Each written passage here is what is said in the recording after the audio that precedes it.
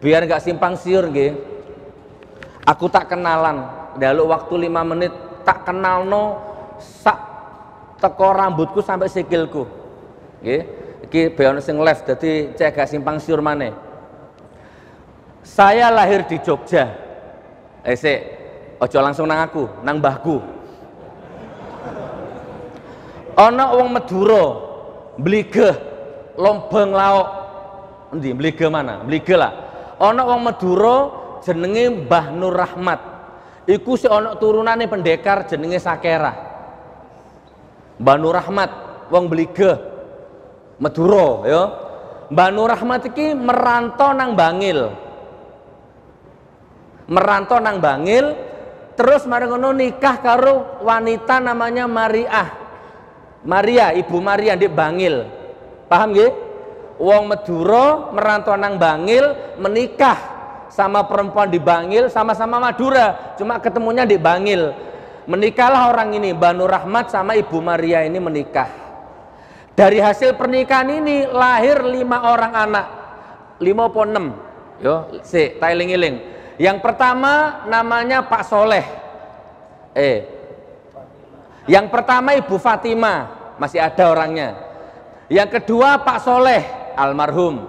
Yang ketiga Pak Tomin Susanto, bapakku. Nasabnya cek jelas. Pak Tomin Susanto iki diceluk Tom Jack, Gus Tom Jack, seniman debus. Wis. Ndek ngisore bapakku iki ana Lek Tomo, iki wonge melok. Le Untung ya? Oh Le Untung sih. Ana Le Untung. Le Untungmu pendekar sampai mati ini kena tenaga dalam biyen. Le Untung baru Le Tomo iki. Wis iku 5 sik lah ya. Nah, orang Madura tadi itu punya anak 5, yang nomor 3 bapakku. Sampai di sini paham? Nah, wis. Jadi aku duduk anak haram rek. Di Facebook ku kono ngomong jari aku anak haram. Ngomongnya di Facebook, lek ngarepku tak culek matane, sumpah yo. Iki jenenge Bloko Suto, sanes kasar. Ayo rajok cemen-cemen. Nggih. Wis. Aku tak cerita bapakku ya, percuma cerita liyane ya. Bapakku sik bujang ya, merantau metu teko Bangil, berguru ilmu debus di Banten. Wis malang melintang kono lah di Banten sih. Aku durung ono, durung dadi oyo aku sian. Pun abah saya kemana-mana, terus akhirnya abah saya meninggalkan Bangil intinya. Terus akhirnya setelah ilmu debusnya sempurna, ilmu tenaga dalamnya sempurna, ilmu silatnya sempurna, akhirnya abah saya keluar dari Banten langsung menuju ke Jogja. Jadi premannya Malioboro di Jogja. Ku abahku. Jadi aku iki mbahku gak ono kiai, gak ono, nasabku pendekar. Petani pendekar. Muga-muga anakku engko sing ono dadi kiai engko. Wis. Terus namanya Tomin Susanto atau Gus Tom Jack. Kalau di Jogja dikenal dengan Nur Kancil. Kalau saman punya teman preman di Jogja di Malioboro tahun 75, 76, 77 lah. Nur Kancil Madura itu di Malioboro terkenal.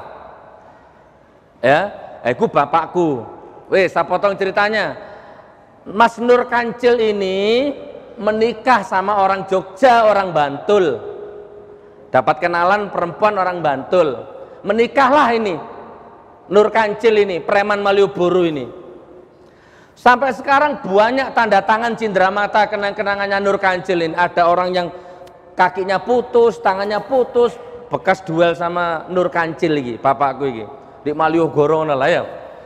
Dari ujung Malioboro sampai ujung sini lahan parkir iku kuwabe bapakku sing nguasai. Wis cetha ah. Dadi aku anake mantan preman Malioboro, kate lapo kon? Jelas nasabku iki. Wis ya. Nikah iki preman Malioboro iki nikah. Jodoh darah Madura nih rek. Nah dari pernikahan ini lahir 2 anak. Yang pertama namanya Sugi Nur Raharjo, aku. Terus ana maneh adikku siji wedok. Usia 7 tahun cerai bapakku, firok. Ibu, anak adikku melok ibu transmigrasi ke Riau sampai sekarang.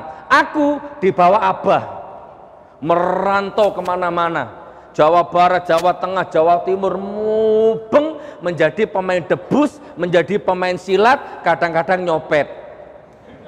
Nah, ya, lek kepepet nyopet, lek kepepet gendam wong. Tapi intinya pemain debus. Dari mulai kecil aku sudah main debus. Terus umur 7 tahun merantau meninggalkan Jogja dibawa sama orang tua. Merantau kemana? Orang tuaku dulu seniman debus. Seniman debus, pendekar, pawang ular. Gitu ya. Nah, bapakku ini darahnya darah Madura. Jadi aku besarnya di Jawa Timur, lahir di Jogja, besar di Jawa Timur. Jadi kolaborasi antara Jawa Tengah, Jawa Timur. Lek alus-alus iso, lek kadung kasar yo kasar. Tergantung situasi ini. Ya. Nah, jadi lek depan ini halus, Jogjane metu. Tapi lek di YouTube iku Jawa Timur metu ya. Maksudnya gini saudaraku ya, maksudnya gini. Dari umur 7 tahun saya sudah mondok. Saya sudah kuliah di pondok pesantren yang namanya Pondok Pesantren Kehidupan. Ya. Dari umur 7 tahun aku sudah kuliah di Universitas Kehidupan. Mata pelajaranku adalah apa yang aku lihat. Kurikulumku adalah apa yang aku dengar. Kitabku adalah hamparan langit yang tanpa batas ini. Iku. Jadi ilmuku praktek. Apa yang terdengar gendang telinga, apa yang terlihat mata, apa yang terdeteksi hati bisa jadi ilmu. Itu. Dari umur 7 tahun aku ngono. Ya cuman waktu itu kabar buruknya ilmu ini 99,9% jahiliyah kabeh. Terus gak ono api. Ya, nyopet. Ya, gendam orang, ngantemi wong, nyolong barangnya wong, iku ilmuku biyen. Digembleng di situ aku, di Universitas Kehidupan. Ya apa? Terus cara nangkap ular bagaimana? Dari kecil aku sudah jihad. Dulu di dalam otakku hidup adalah makan. Hidup adalah makan. Kalau lapar harus cari makan. Kalau lapar harus cari makan. Lapar harus makan. Itu rumus hidupku. Dulu setiap ketemu orang, mangsa ini. Setiap ketemu wong, ini korban ini. Orang selalu aku posisikan sebagai korban. Lek gak korban copetku, korban torkopku. Atau korban gendamku. Nah, jadi gitulah aku dulu jahiliyah saudaraku. Ndak pernah mondok. Ndak ngerti kitab kuning, mbah buyut-buyut pendekar. Dadi wis mbuh kok iso dadi ustaz iki karepe Gusti Allah piye ngono. Aku ya ora ngerti. Jadi enggak sekolah TK. Pendidikanku terbengkalai. Ini namanya takdir mubrom. Kalau saya boleh milih, ya Allah lahirno aku dadi anake Roma Irama ya Allah. Lek oleh milih. Jadi Anda nggak boleh protes Pak, memang lahirku ndek kono ya. Andai kata boleh minta, ya Allah lahirno dadi anake Zainuddin MZ. Gitu nggih? Sampai di sini paham nggih? Oke. Dari kecil aku sudah cari ular, jadi pawang ular. Penggaweanku mangani ulo, tidur sama ular, dibakar hidup-hidup, diseret mobil kecepatan tinggi, main debus. Kalau ndak ada panggilan show debus, aku jualan jamu di pinggir jalan, di pasar-pasar. Tunggal guru, tunggal ilmu, jangan nganggu. Nah, di pasar-pasar itu loh. Ini kertas tak bakar jadi abu, abu tak bakar jadi Abu Bakar. Ngono ya. Terus aku praktek macam-macam ilmu debus di dalan ngono. Jadi mentalku digembeleng di jalan, bukan di pesantren. Pendidikanku, kuliahku di Universitas Kehidupan. Kitabku, apa yang aku lihat mata, apa terdengar telinga, apa terdeteksi hati, jadi kitabku. Terhampar luas kitabku. Ngono Pak. Jadi aku lek aku gak sok sopan yo wajar aku di jebolan pesantren. Lek jebolan pesantren Pak, ketemu koruptor, astagfirullah. Jebolan pesantren. Ketemu wong munafik, astagfirullah. Rabbighfir warham wa anta khairur rahimin. Didongakno jebolan pesantren. Lek ketemu wong diundang KPK pura-pura loro. Lek jebolan pesantren istighfar. Lek ndelok pemimpin dolim jebolan pesantren. Astagfirullah. Jebolan pesantren. Lah aku duduk jebolan pesantren, Pak. Begitu ketok koruptor, jangkrik. Gak iso ngempet Pak. Ya apa? Janji BBM gak naik. Jan. Nah iya. Gak iso diempet. Iku makom Pak. Pripun? Iku latar belakangku ngono. Tapi sementing aku belajar noto, belajar deleh gene tak tepak-tepakno. Sing penting aku lek ndek ngarep ngene iki aku biasanya gawe jempol. Monggo dipun dahar. Monggo dipun nunjuk lek ndek ngarep. Rodok nang titik ndang dijeglak ngono larek. Rod buri ndang diuntal rek, untalen rek.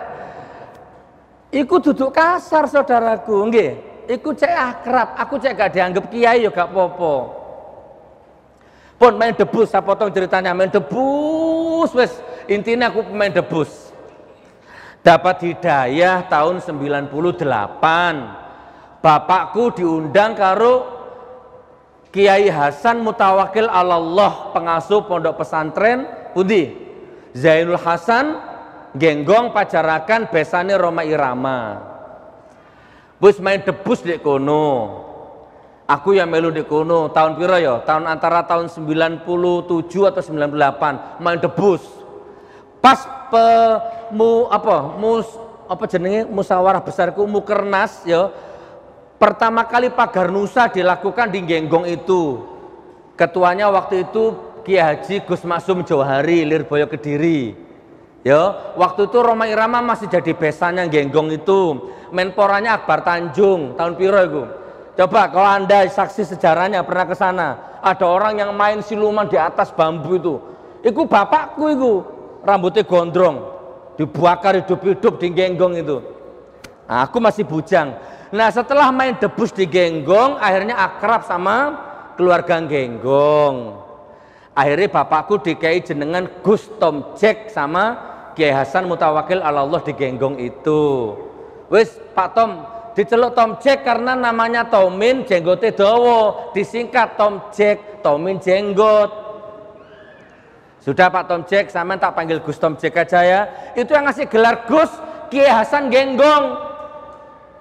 Nah karena bapakku diceluk Gus Tom Jack, aku melok-melok kecipratan Gus Nur sampai saiki. Ngono sing gak trimo dudu anak kiai diceluk Gus Nur, sing pantes celuk wedhus Nur, ngono. Ya nanti kita jelaskan pelan-pelan ya insyaallah. Nah, jadi antum harusnya bisa lebih hebat dari ana berarti. Harus bisa lebih hebat dari saya. Antum mondoknya jelas. Aku gak jelas ya mondoknya. Terminal bisa jadi pondokku. Kereta api yang nganggur bisa jadi asrama pondokku. Ya, subhanallah, subhanallah. Aku dulu kalau lapar gitu ya Allah ke warung, Mas, makan Mas, jaluk mangane sak piring ae. Ya wis ora ono sik piringe iku. Cuci-cuci piring dulu. Piring kotor itu tak cuci habis itu baru dapat makan, itu pun sisanya orang. Lu tak lakoni sampai tekan semono. Nah, umur 10 tahun, 15 tahun aku sudah mulai bisa cari uang. Aku sudah mulai bisa kerja. Jadi aku nggak sekolah TK aku. TK nggak sekolah, SD nggak sekolah, apa mana SMP. Nggak punya aku ijazah SD ku. Subhanallah, percaya apa enggak? Ya kudu percaya. Iki aku ono apa-ono iki.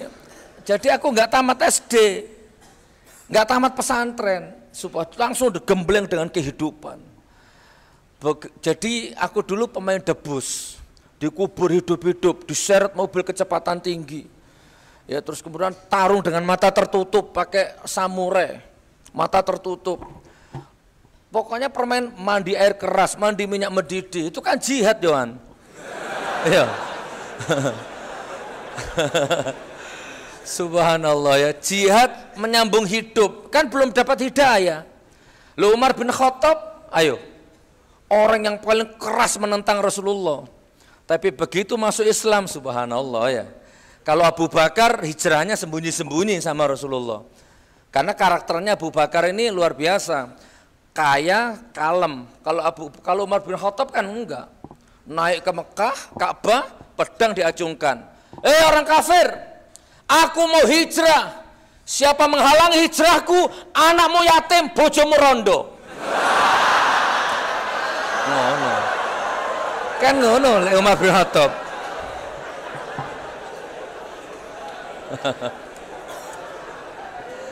Iki misalnya Umar bin Khattab wong Boyolali ngono lho maksudnya. Kan pakai bahasa ngono. Lah aku arep nirono bahasa Arab ra iso Tapi intinya Umar bin Khattab kan gitu karakternya, keras. Wis ana makome dewe-dewe. Nanti kita jelaskan. Hari-hariku bermain debus di pinggir jalan itu. Dodolan obat iki lho. Tunggal guru, tunggal ilmu ojo ganggu. Ngono kae yo. Di dalan-dalan niku bertahun-tahun aku seperti itu. Nah, jadi mental dakwahku ini bukan aku dapat di pesantren, dapat di pasar, dapat di jalan. Lek dodolan obat kan delok wong akeh. Maka di jalanan, di trotoar, di pasar aku adalah dosennya. Ngono. Penonton adalah mahasiswaku. Ngono. Ibarat dalang aku, ibarat wayang aku dalangi. Itu digembleng bertahun-tahun mindset itu, otakku. Peragaan sekitar 10 menit baru habis itu aku sudah bisa mengendalikan pikiran orang. Siapa kamu? Si fulan, bla bla bla, tak hipnotis, mana uangmu? Duit tak kuras, jam tangannya tak minta, sepatunya tak minta, kuabe tak minta. Itu bertahun-tahun aku lakukan itu. Ya, dengan kekuatan pikiran, dengan kekuatan latihan, dengan kekuatan hipnotis dan lebih banyak istidrotnya. Kekuatan jinnya. Ki ceritanya seru rek. Ya. Wes tak potong ya biar gak panjang-panjang, tak potong. Dari segitu aku sudah improvisasi menghadapi hidup. Jadi awakmu kudune harus metu teko kene antum harus jadi orang yang lebih sempurna lagi. Kitab duwe, cekelan duwe, hadis duwe, kitab kuning punya. Laku. Ojo main kitab kuning, kitab keriting lho gak duwe aku. Kitab gundul, kitab abu-abu gak ngerti aku. Nah, nanti kita jelaskan. Ya. Oke, apalagi ya yang ingin saya sampaikan ke antum itu apa ya? Oke. Jadi umur segitu sudah punya harga diri, sudah punya idealisme. 17 tahun aku sudah punya idealisme. Nah, ini ceritanya. Gak apa-apa ya, tak lengkapno ya. Oke. 17 tahun aku jatuh cinta dengan seorang janda. Iya.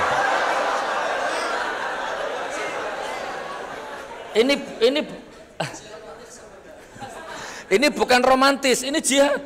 Rengono, aja salah paham. Durung mari ceritane iki. Waktu itu aku sama Abah waktu itu deket banget sama keluarga besar pondok pesantren Zainul Hasan Genggong Pajarakan Probolinggo. Besannya Roma Irama waktu itu, gitu kan? Sama Kiai Hasan akhirnya dipanggil, "Us tak celuk Gus Tom Jack aja." Nah, sejak itu terkenal namanya Gus Tom Jack. Rupanya gelar Gus itu mempengaruhi kepada alam bawah sadarnya Abah. Abah yang dari muda sebagai pendekar, seniman, istidrot, nggak ngerti sholat, nggak ngerti agama, begitu dikasih gelar Gus, tiba-tiba berubah. Dan ternyata terjadi afirmasi, saudaraku. Hati-hati ya, begitu dipanggil Gus, langsung dapat jodoh seorang ustadzah. Bapakku duda Yohan, waktu itu. Dapat, jadi di Keraksan ada ustadz kondang, namanya Ustadz Ahsan Basori. Mubalik kondang waktu itu, pada tahun segitu. Ustadz Hasan Basori ini punya adik namanya Siti Umamiyah. Masih muda, perawan ting-ting. Iya. Loh iya. Bayang no. Ustadzah, gadis muda. Jatuh cinta karo abahku yang umurnya terpaut 20 tahun atau 15 tahun mungkin. Tapi abahku rek masih tua gagar rek. Iya. Subhanallah. Wis. Itu loh, barokahnya dekat sama kiai. Enggak mungkin tiba-tiba menikah sama seorang ustadzah.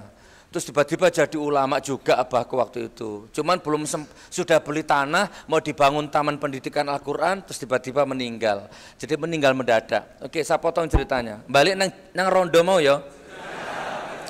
Abahku marah. Aku dipanggil Nur. Kamu lebih baik melacur daripada menikah sama janda. Kamu mau dikirim ke Jepang ini. Cita-citamu masih terhampar luas. Kamu mau nikah dengan gadis model apapun kamu masih bisa. Jangan sama janda. Ngono. Tapi aku tetap bantah. Loh, gak bisa, Pak. Saya lebih baik menikah daripada saya melacur. Apalagi walaupun sama janda. Si enom tapi wani bantah aku. Tapi bantah idealis. Loh, maksud aku melacur, Pak, mending aku nikah, Pak, masih rondo. Gitu kan. Tapi Abah nggak mau, waktu itu aku belum paham maksudnya apa. Rupanya memang Abah lebih menginginkan aku ke Jepang dulu. Ternyata enggak, Abahku marah besar, jam 1 malam, jam 12 malam aku dipanggil. Sini, ngadap. Pilih apa pilih rondo. Di ultimatum, jam 12 malam, pilih Abah atau pilih dia. Kalau pilih dia, silahkan pergi dari kaki, silakan pergi dari rumah, hubungan antara anak dan abah putus sampai di sini. Silakan kalau mau pilih dia. Loh, gitu tuh aku kok milih rondo ayo. Malam-malam ya sudah, Pak, kalau gitu tanpa mengurangi rasa hormatku pada abah, bismillah saya akan memilih dia. Bismillah. Aku melebu tak buntel kelambiku satas kresek. Alah, satu baju, satu celana, satu sarung. Wis, habis tak cium tangannya Abah nggak mau. Sudah, nggak usah dicium. Silahkan pergi. Jam 1, setengah 1 malam hujan deres. Bawa satu baju tas kresek. Aku jalan 2 kilo ke rumahnya janda itu. Iki lek di sini tronke, luar biasa gitu. Ya. Aku membayangkan mungkin waktu itu remuk redam perasaannya abahku ya. Lek sampean dadi wong tua ya mungkin nangis waktu itu. Tapi aku besoknya aku nyampe ke sana, besoknya aku dinikahkan oleh mertua itu, mas kawinnya diutangi. Jadi aku 17 tahun wis kawin re. Iku ya jihad rumangsamu ya. Jihad pisan. Wes tenang ya, iki materine apik, iki jihad materine iki. Pun aku bekerja, rumahnya istriku itu gedek, jelek gitu, gedek di pinggir jalan. Tidak apa-apa Ustaz ya, pinggir jalan. Dalam waktu 2 tahun tak bangun tembok lantai 2. 17 tahun wis golek duit aku. Tapi yang ngono gendam wong. Ya, modusi orang. Nah, akhirnya tidak berkah kan, tak bangun rumah. Temboknya itu tak ganti, kan tembok bambu tak ganti, tak tembok besi. Satu desa itu rumahnya paling bagus. Desa Sentong, Kecamatan Keraksan, Kabupaten Probolinggo. Mantan bojoku ndelok ya. Subhanallah. Apa yang ingin aku sampaikan kepada antum ini adalah idealisme. Nanti ada tujuannya nih, idealisme. Makanya aku pernah ditelepon sama TV nasional. Gus, bisa ngisi di acara saya. Wallah, demi Allah, TV nasional. Ya gak usah disebut mereknya. Kainan TV ini enggak ya. Ya bisa insya Allah. Cuman gini, saya punya syarat. Kalau memang saya masuk TV, saya punya syarat. 3 syaratnya. Apa Gus? Yang pertama, saya nggak mau saya nggak mau dipacai. Saya nggak mau di make up. Loh, nanti jelek hasil kameranya Gus. Nggak apa-apa. Daripada saya di make up, gila nih Pak. Aku mbayangno sing make up aku bencong. Ya, Bertentangan sama hati nurani itu. Anda harus punya hati nurani nih. Ini idealis. Yang kedua, saya nggak mau pakai yel-yel. Jamaah. Enggak, aku nggak mau pakai yel-yel. Yang ketiga, saya nggak mau jamaah itu settingan. Itu di TV-TV itu settingan semua itu. Seragaman kabeh. Itu ada koordinatornya semua, dibayar semua itu. Kapan waktunya tepuk tangan, tepuk tangan. Jadi sebelum acara dimulai 1, 2, 3, action. Sadurunge ngono iku wis disetel dhisik. Aku nggak mau gitu itu. Aku mau apa adanya, natural. Masih gak usah diwedai elek ben elek ketok elek gak masalah. Ditolak sama TV. Waduh Gus, kayaknya manajemen kami keberatan. Yus gak apa-apa, gak mlebu TV gak paten aku. Itu apa namanya? Itu namanya idealisme. Itu jenenge prinsip dan itu aku dapatkan di jalan. Anda harus punya prinsip. Itu juga jihad. Maka antum harus punya harga diri semua ini, ya. Nasib Indonesia ada di tangan kalian semua ini. Insya Allah ya, insya Allah. Ojo gatel ya awakmu ya. Iya. Ojo metu teko pesantren kene terus lembek lo yo, ojo. Jadi pejuang. Taris tuwe sampean. Pun, saya potong ya kembali ke cerita. Sampai jam berapa Ustaz?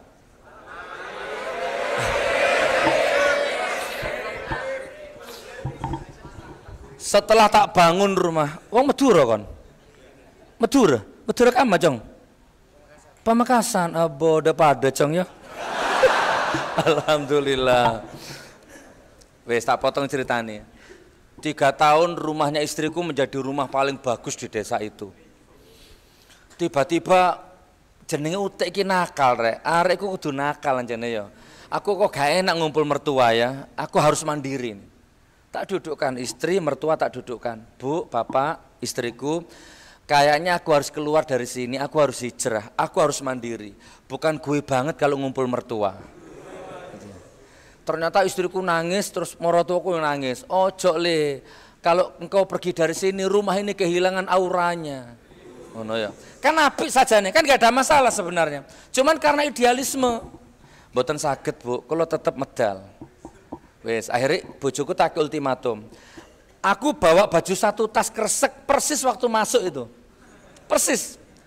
Dek, Mas pergi dulu, aku tak golek kos-kosan apa kontra oma, nanti kalau sudah dapat kontrakan kamu tak kabari. Kalau kamu nyusul berarti istriku, kalau nggak nyusul berarti jodoh kita sampai di sini. Iki mari bangun oma iki atusan juta aku. Dan aku ngomong gitu, hakul yakin dia pasti nyusul. Ternyata gak nyusul.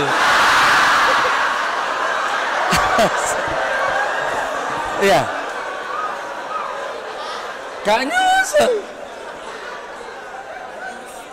Tante ini seminggu, 2 minggu saulan gak nyusul. Wes, tak potong sampai di sini karena ini aib. Singkat cerita, oh ya sudah berarti jodoh sampai di sini. Tak datangi rumahnya, tak dudukkan semua. Ternyata di situ sudah ada laki-laki. Laki-laki penggantiku. Ya, murid silatku rek. Pagar makan tanaman. Iya. Nggak apa-apa, Mas, Bu, Bapak, Adik. Mas, nikahan bojoku yo, ojo dilarani. Iki omah PN wis gawe kalian berdua. Tak dongakno muga-muga awakmu langgeng. Loworo rasane atiku rek. Ya. Tapi luar biasa. Aku itu belum dapat hidayah, cuman idealisme wis duwe aku. Ya, masih jahiliyah aku. Kudu mateni wong ae saja waktu. Cuman alhamdulillah bisa ngerem. Pun singkat cerita mereka menikah dan sampai sekarang langgeng. Kami masih komunikasi baik seperti saudara. Lucu dulur, melbu nggawa klambi sak tas kresek, metu nggawa klambi sak tas kresek. Itu sinetronnya kehidupan itu. Nah, maksudku apa? Disitulah aku kuliah saudaraku, disitulah aku mondok. Singkat cerita tahun 98 baru aku dapat hidayah. Ya 98 aku dapat hidayah, mulai jadi gini rek, aku ku dikasih kamera sama orang. Gus kamera Gus, Masya Allah senengi aku ya. Terus aku terima foto panggilan. Jadi kamera itu pakai profesi moto. Tiba-tiba dapat undangan pengajian Isra Mi'raj. Aku ngomong moto. Sudah datang aku, datang lebih awal. Belum ada orang aku datang. Ibu di dapur tak foto. Ya. Terus aku capek. Aku duduk di depan panggung persis aku capek. Memperingati Isra Mi'raj Nabi Muhammad SAW. Utakku gini, aku lihat foto ndek kono nyekel mic kono paling kayak kiai paling ya. Tak coba gitu. Pegawai sound system tak Mas, sound system nih. Tulungin foto aku Mas. Terus aku acting di situ pegang mic begini aku. Di foto jebret. Padahal alif ba ta sa gak iso aku re. Dagang obat ya yo. Mental kentir wis ya. Gak duwe wis berbagai macam pose. Begitu fotonya jadi tak cetak kok mantep kok kiai tenanan. Tak cetak tak gedekno tak delen nang tembok ruang tamu itu. Mulai ada tamu 1 2 Gus Nur saged ceramah insyaallah. Gitu ya. Bener. Nah, waktu itu aku sudah jadi paranormal. Jadi setiap bekas-bekas penontonku yang lihat aku dagang obat itu kan rata-rata nyambung terus ke rumah berobat. Disantet orang ke rumah, bojone minggat nang omah, semua macam ke rumah. Ya tak gendungi tak modusian. Aku ndak ngerti ilmu agama. Iya, Gus bojoku minggat, uyah tabur nang omahmu. Ya. Iya. Gus aku loro gak waras-waras, nguyuwo pertama sak tetes umbin. Kapokmu kapan gon ya? Itu dulu aku begitu. Iya. Iki tak critakno ben sampean kok metu teko kene dadi wong sing luar biasa sampean ya. Gus Nur aku sakit lama-lama sudah nggak sembuh ini kemana-mana nggak sembuh. Waduh kena santet kon iki.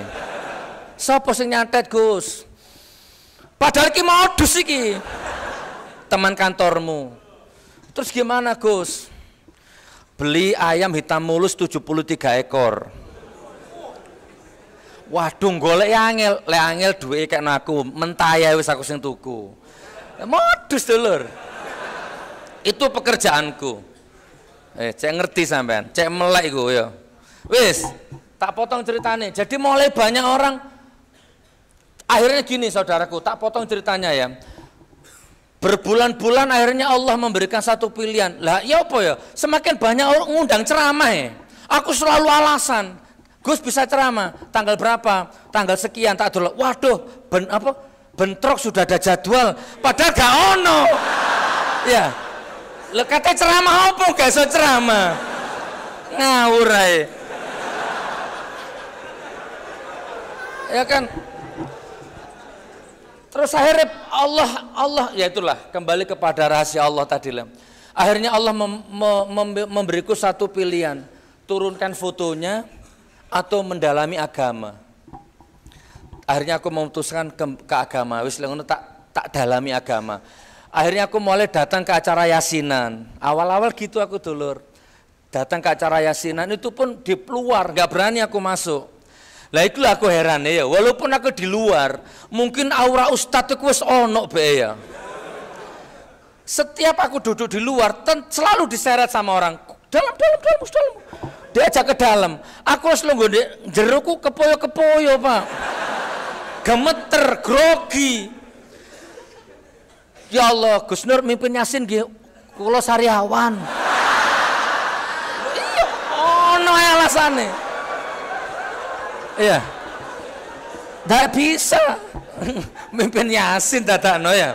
Nggak bisa. Itu berbulan-bulan tak alami seperti itu.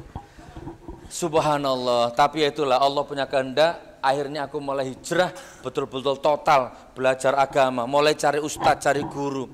Guru Nahu Sorofku Ustadz Darudin. Sekarang jadi takmir masjid di daerah Sumberlili Kraksan. Wes sak piturute. Itu panjang ceritanya tapi intinya sekarang aku jadi seperti ini.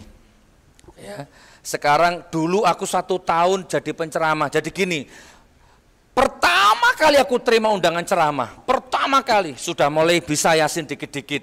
Ya sudah mulai ngerti Asmaul Husna ku 99. Dulu nggak ngerti Asmaul Husna ku piro. Wis mulai paham, nah memberanikan diri aku. Ternyata diundang ceramah. Tak lihat orang itu deso banget, sarungan ngelinting, kupluk miring ini. Ya kan? Acara apa Pak? Acara walimatul urus. Oh, nggih pun rumahnya nguling tuh terus. Anggaplah latihan lah ya. Untuk jam terbang pertama, iki paling wong desa kabeh iki. Wis kecil nggih pun tak terima. Ada insyaallah salowong, ada jadwal. Wis. Habis itu saya ke sana saudaraku, Masya Allah, ya Allah. Aku kalau ingat cerita itu merinding sekali. Ada Ustadz Samsul Ma'arif, itu pengasuh pondok pesantren di daerah Probolinggo. Beliau punya mobil tua, Colt T300 itu. Ada Ustadz Abdul Karim, Takmir Masjid Agung Probolinggo. Semua itu nanti jadi tim dakwah kubur saya nanti ujung-ujungnya. Coba lihat di YouTube, Gus Nur dakwah dalam kubur. Itu ada Ustadz 5 itu timnya. Nah aku belajar agama juga dari beliau. Itu intinya ya. Nah tahu lah ya, pertama kali undangan ceramah Ustadz Samsul, saya diundang ceramah, saya nggak punya uang, bisa nggak nganter saya? Oh nggih, insya Allah saya antar Gus. Berangkat saya 4 orang, saya, Ustadz Samsul, Ustadz Karim, Ustadz Imamuddin. Ustadz Imamuddin ini yang menikahkan saya sama janda itu, dulu ya. Dan akhirnya jadi tim dakwah kubur saya dan sampai meninggal almarhum. Dari beliau saya belajar Al-Quran juga, beliau qori. Bismillahirrahmanirrahim. Aku roh cengkol ke teko Ustadz Imamuddin niku. Ini makom ya. Ustadz Imamuddin walaupun hafal Quran, nadanya enak, kiroat juara nasional, tapi nggak sok ceramah. Kan ada makomnya sendiri-sendiri memang. Nah, nanti kita bahas makom itu kalau ada waktunya ya. Pun berangkat pasar nguling belok ngiri terus semakin jauh semakin sepi hujan deras terus mogok mobilnya. Wallah demi Allah ini nanti ada di buku biografi saya nih, sudah tak tulis mogok. Peteng ini gelap ini, ya Allah, jalan setapak kanan kiri sawah. Ya apa ini? Saya lihat Ustadz Samsul, enggak mungkin dia turun. Ustadz Samsul ngomong gini, ini bisa jalan kalau didorong Gus. Aku lihat Ustadz Karim sudah tua. Ustadz Imam nggak mungkin. Tiga-tiganya Ustadz itu lihat ke saya semua. Ya seolah-olah bahasa isyaroh. Hanya aku yang turun. Ya Allah, pertama kali nerima undangan ceramah nyurung mobil rek. Tak buka baju koko, deworong hujan-hujan, deworong Colt T300, deworong sampai berapa kali apa itu kan koplingnya diinjak, begitu banter dilepas. Itu kalau nggak salah sampai 5 kali lepas kopling nggak jalan-jalan. Capek saya, subhanallah, naik lagi ke mobil istirahat, puasa ini sudah. Keluncum ini sejarah ini saudaraku, jihad ini. Wes istirahat lagi ngobrol. Ustadz Imam memecahkan kebekuan. Ustadz Imam duduk di depan. Loh, Ustadz, kuburan. Kuburan tiba air. Baru kita noleh semua. Lu kuburan. Kita baru sadar ternyata kita macet di kuburan itu. Waduh, mulai merinding kabeh. Waduh, saya seumur-umur nggak pernah takut sama apapun. Hari itu takut saya. Ustadz Karim wiritan macam-macam. Ustadz Karim itu, mogok ya Allah. Lagi enak-enaknya hening sepaneng takut pasrah wis nggak mungkin bisa ceramah ini. Ya apa ini? Mobilnya Ustadz Samsul di sebelah sopir ada ngetok, tok. Wah, kaget semua. Nggak berani buka kaca. Sopo kan gitu ya. Tok. Ya akhirnya tetap dibuka sedikit bahasa Madura. Anapa mogok? Kenapa mogok? Enggi, tore sotokah? Ayo tak dorong. Gus bantu. Ya apa takut saya gitu kan. Nggak punya pilihan. Akhirnya saya turun itu, didorong sama orang 2 itu. Aku ndelok sikile nemplek lemah apa enggak sikile iki ya. Dorong. Masya Allah. Wis. Subhanallah. Jadi kami dorong berdua itulah. Bismillah ternyata hidup. Saya langsung masuk mobil, langsung berangkat. Di dalam mobil kami berpikir itu jin atau petani sekitar lokal mungkin ya atau bagaimana. Udah kami lupakan itu.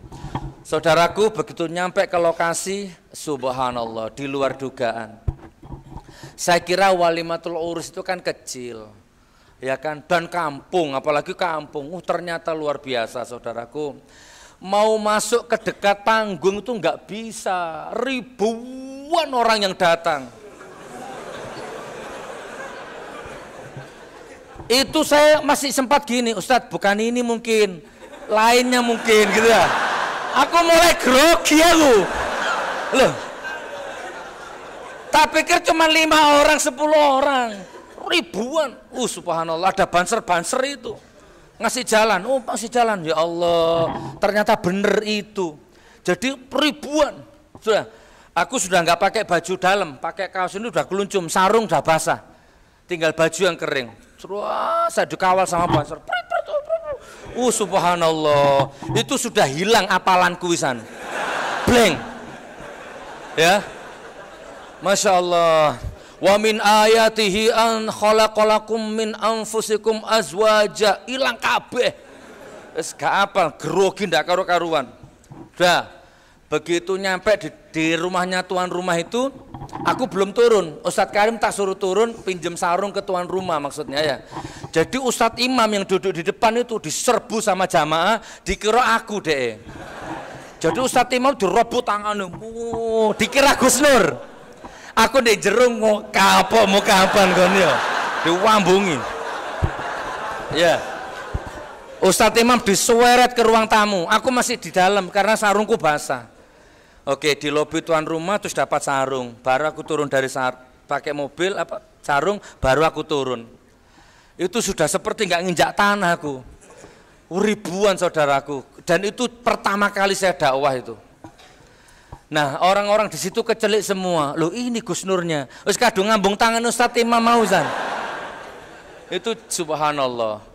Begitu saya masuk ke ruang tamu, subhanallah, Habib semua itu penceramahnya itu. Ternyata ada 5 penceramah, semuanya kondang, semuanya Habib. Ada satu penceramah namanya Bapak Margono, orang Jember, pelawak, tangannya maaf ya, putung satu gini. Ya itu pelawak kondang di Jawa Timur itu. Nggak ada orang nggak kenal dia, itu jadi pelawak sekarang jadi ustadz, jadi penceramah. Dia penceramah juga. Bayangkan saudaraku, aku duduk itu kan nggak duduk, aku ngawang ini. Ceramah apa aku ini ya? Ya Allah, kenapa kok azab aku seberat ini ya Allah? Roh ini aku nolak acara ini ya Allah. Pertama langsung dicemplung nang seperti itu. Terus tiba-tiba belum hilang dredegku, tuan rumah datang. Gus jadi pembicara pertama ya. Astagfirullahaladzim. Astagfirullah. Ustaz ya, saudaraku ya. Pun saya potong. MC manggil. Ceritanya panjang, saya potong. Hadirin hadirat, muslimin muslimat. Tiba acara inti, pembicara pertama, seorang kiai muda. Waduh. Rambutnya gondrong, subhanallah, dia orang sakti. Dia pemain debus, tapi sekarang dia jadi ustadz. Kita panggil Gus Nur. Cik aku loyo kesok ngelaku wes. Wes. Aduh, lemes dengkul iki kelotek. Aduh. Loh, mantan dagang obat ya, mantan dagang obat. Iya kalau antum pesantren, astagfirullah. Lah aku dagang obat ya. Gus Nur matamu picak. Ya. Loh, ya apa? Ya apa?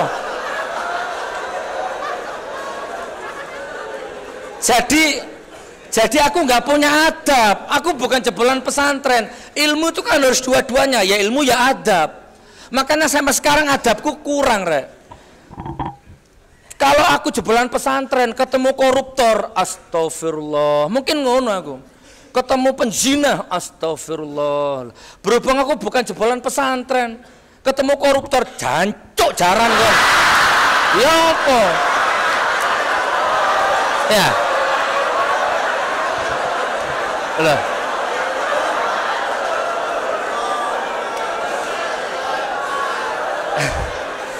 Wes. Lah ya apa wong makomku samono Anda jangan aja niru aku ya. Aja. Aku adab kalah saudaraku. Kalau adab aku kalah. Sampai sekarang aku kalah. Tapi kemarin aku dapat sugesti positif dari Habib Novel. Aku dapat sugesti positif. Habib Novel Alidrus. Aku foto sama beliau, jegrek gitu kan. Fotonya sama beliau diposting di WA-nya beliau. Jadi foto profil. Wah, orang-orang yang nyinyir sama saya cebong-cebong itu nyinyir. Iku WA nang Habib. Alhamdulillah Habib, Gus Nur sekarang deket sama Habib Novel. Insya Allah mudah-mudahan dapat barokahnya Habib, Gus Nur bisa hilang misuhnya. Dibalas sama Habib, alhamdulillah Gus Nur sekarang dekat sama saya, tak doakan mudah-mudahan semakin fasih misuhnya. Aku bingung aku. Loh, jari Habib Novel, ojo leren misuhmu Gus. Aku gak iso niruku makommu wisan. Oh ngonten nggih Bib. Oh nggih pun. Sing kentir sapa ngono ya. Pun. Ya. Jadi waktu MC nyeluk Gus Nur, iku mesun jero ati aku, jangkrik. Ngono aku nek jero atiku. Gak iso. Allah ya Karim. Asik rek. Begitu aku di atas panggung,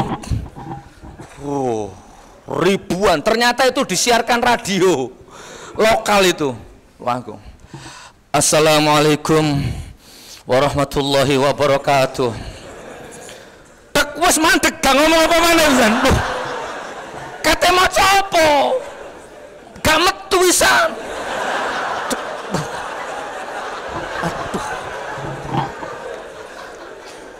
Wes gak karu-karan aku acting ya apa carane wis gak karu-karan ngembalikan ayat nang dikon sebelum ceramah seminggu ning ngarepe cermin ngene-ngene aku san begitu ketemu hilang. Astagfirullah ya Allah. Nah saudaraku, disinilah tiba-tiba aku lek ngarani mungkin laduni ya. Wis gak mungkin kalau aku turun. Tiba-tiba ke otakku bilang begini, loh, aku kan mantan dagang obat. Aku biasa menghipnotis orang, apapun latar belakangnya. Dan aku nggak pernah takut dengan situasi apapun. Kenapa sekarang baru aku takut? Anggap aja dodolan obat iki. Itu muncul mental dagang obat. Ya. Ayo Nur, anggapan aku pasien mau kabeh, anggapan penonton mau kabeh, anggapan iki pasar, anggapan dodol obat. Teng, langsung. Tapi ya jelas salah re. Aku nggak gawe mukodima hilang wisan. Mari salam langsung ceramah. Orang kalau sudah berumah tangga, pertama dia pasti kaya. Sing tak apal arti-arti nito Arab wis gak apal lagusan. Orang kalau sudah nikah pasti dia kaya. Orang kalau sudah nikah insya Allah dia tidak akan kena santet. Orang kalau menikah pasti kebal santet. Apa itu santet? Akhirnya aku bahas santet. Ya apa? Ya apa? Walimatul urus tak bahas santet. Karepmu kon cocok gak cocok karepmu lapo kon ngundang aku ngono. Yes. Wes.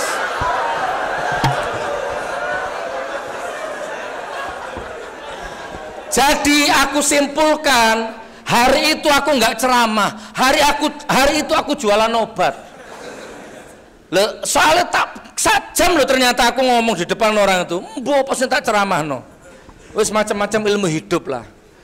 Wes aku mudun tak delok reaksine Habib-habib iku ya apa no. Ya gak ono sing reaksi yo, dingin semua. Gak ngurus, yang penting mari tugasku kan gitu ya. Udah. Ini belum ceramah loh, masih mukodimah loh ya. Nah, jam 5 selesai ya. Bisa. Sampai di rumah aku ndak bisa tidur. Ghirahku bangkit. Ya Allah, mundur lanjut, mundur lanjut, mundur lanjut. Maksudnya mundur jadi penceramah atau lanjut? Itu loh, bismillah.